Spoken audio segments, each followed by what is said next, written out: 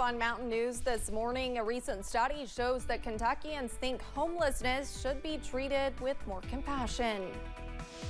And blood centers are asking for more donations as they see less people come in due to the weather. Dedicated to Eastern and Southern Kentucky, this is WYMT Mountain News this morning.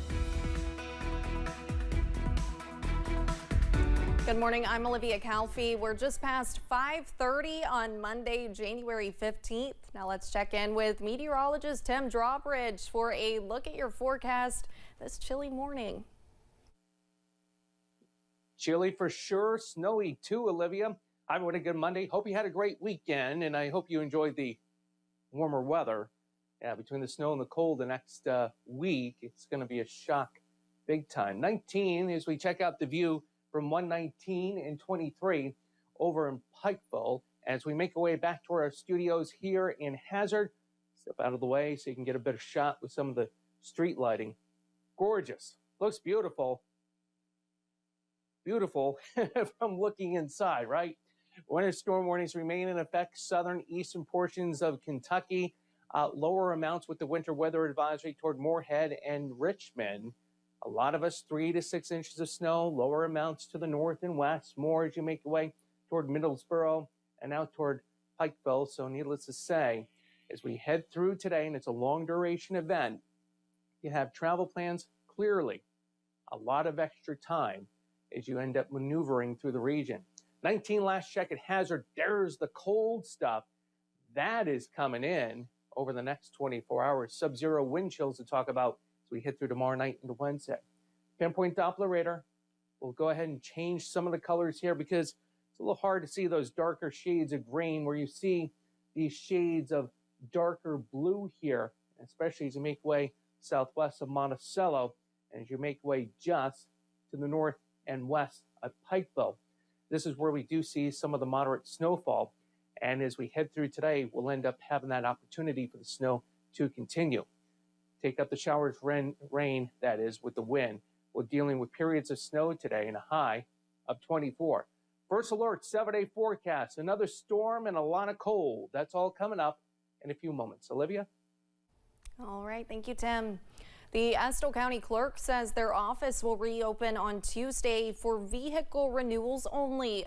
The clerk's office says there are still many bugs and issues with the new Cavis system that are impacting every transaction, especially title transactions. So they say you should expect longer wait times. If you have to renew your registration, don't forget to bring your license and insurance. A new study is shedding light on what Kentuckians think about homelessness in our state. The study published by the Cicero Institute found that most Kentuckians, regardless of political party, agreed on a number of topics related to homelessness. According to the study, most people disapprove of street camping and are instead in favor of sheltered housing. The truth is that something has to be done, and people see that, and they know that it's not compassionate to leave folks on the street to the elements and the dangers of what that brings to them. I respect everyone's opinion, but I think that what's missing here, what about the voices of the people who are experiencing homelessness? One thing everyone seemed to agree on in the poll was having compassion is important. Both the Kentucky Blood Center and the American Red Cross have shared the blood shortages they've seen since the pandemic began, but many people may be unaware of how winter weather can play a role in shortages as well. Mandy Brayua with the Kentucky Blood Center says a large portion of their donations come from mobile donation events at schools and other places. If schools are called off due to severe weather, this can create problems for blood centers. This is certainly a precarious time for us. We're scheduled to go to about 19 different high schools next week. If school gets called off, that's a lot of blood we're not collecting. What might not be critical today could turn into critical tomorrow if we don't collect that blood next week, and then the hospitals are transfusing at the rates they are. Those with the Kentucky Blood Center say that's why it is important that we all do our part in donating blood when we can, so blood centers are not scrambling to make ends meet when the unexpected happens. A Southern Kentucky woman is home after a life-changing infection. Cindy Mullins is now recovering from surgery at her Lincoln County home. She's lost 2 legs and will soon lose her arms due to a kidney stone infection. Saturday, her community turned out to welcome her home. How fast it has happened, and they told me they can't even put a percentage on how close I was to dying. So if you can't see God in all that. Mullins works for a doctor's office and is vowing to return to work. Frankfort will be quieter today. The legislature won't meet because of Martin Luther King Jr. holiday. Communities across the state will have events, including Lexington, which includes a Freedom March this afternoon. MLK Day has been a federal holiday since the 1980s. Lexington has had King holiday observance since 1973. 5 years after the tragic assassination of the civil rights leader. And Saturday, Harlan County community members gathered to honor the life and legacy of Dr. Martin Luther King Jr. as well as one important local person who embodied the teachings of Dr. King. WYMT's Jack Demler has more from the Benham School House Inn. Honoring those who fought for equality and inclusivity.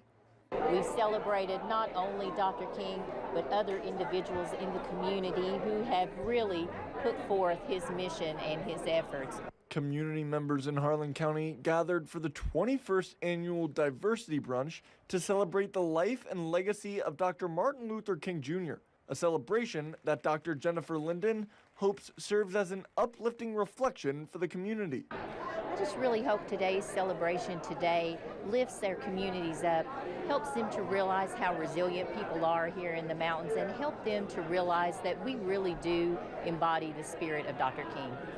Along with celebrating Dr. King, community members honored Benny Massey, a local coal miner who fought for equal rights, equal pay, and a better working condition. Members of Massey's family attended the ceremony, including his granddaughter, Akayla Kyle.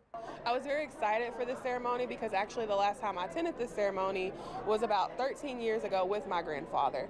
So it was awesome to be back here again to honor not only my grandfather but also Dr. Martin Luther King Jr. The celebration included a video with a recording of Massey, a special tribute to a man who embodied Dr. King's fight. It meant a lot because I think for most of us that was the first time hearing his voice since his passing. So to hear his voice along with the scenery of Harlan, Kentucky, and just seeing him dance and laugh and talk, it was overwhelming actually. Celebrating the legacies of those who fought for all. In Harlan County, Jack Demler, WYMT Mountain News. The red-spotted newt and hazard welcomed a special guest Saturday afternoon. Former Governor Paul Patton hosted a book signing that began at 2 o'clock. He was signing his book, The Coal Miner Who Became Governor. Governor Patton says the book goes through his time as governor and the reasoning behind a lot of the decisions he made while leading the Commonwealth. The first version was 600 pages. We said nobody's going to read a 600-page book, so we got to cut down to about 285 pages or something like that. And it's, it's a little, I think it's a little unusual that a guy like Paul Patton would ever become governor. If you are interested in getting your hands on a copy of the book, you can purchase it from Amazon. An Eastern Kentucky teacher is working to make this Valentine's Day extra special for her students. She called on the community for help, and as Samantha Valentino shows us, they've already exceeded her expectations.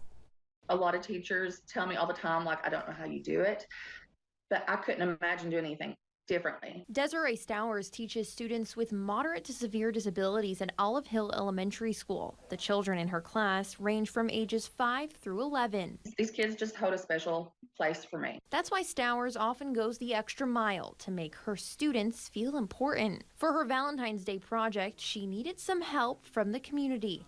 I was thinking about, pen pals. I've had friends that have lived, far away and overseas, and it literally, I was thinking about that. I was like, I've got a few friends that I'm sure I could get to send a card. Then she shared her idea on social media. I was shocked when overnight it kind of just blew up. Her goal was to receive at least one Valentine's Day card from every state. I think we have almost reached that goal. There was like 3 or 4 states that I hadn't heard from. I think like Connecticut, New Hampshire, some of those more northern states. But the project is no longer restricted to the 50 states. I've had several people reach out from Australia. I've had a few from New Zealand, Ecuador, Sweden. It's crazy. Friends and strangers alike have gone the extra mile to help Stowers and her students feel loved this Valentine's Day. I'm thrilled to see all these Valentines coming in from overseas to my class to make them feel special. In Carter County, Samantha Valentino, WKYT. On Friday, the Challenger Learning Center in Hazard hosted First Tech Challenger Robotics Competition.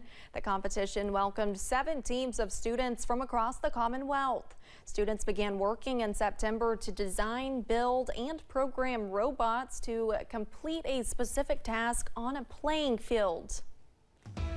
And when we return, we'll take a look at the Starbucks court case that is making its way to the Supreme Court. Snow continues to fly across the region, and it's going to be snow, then a blast of Arctic air. All the details with your First Alert 7-day forecast coming up after the break.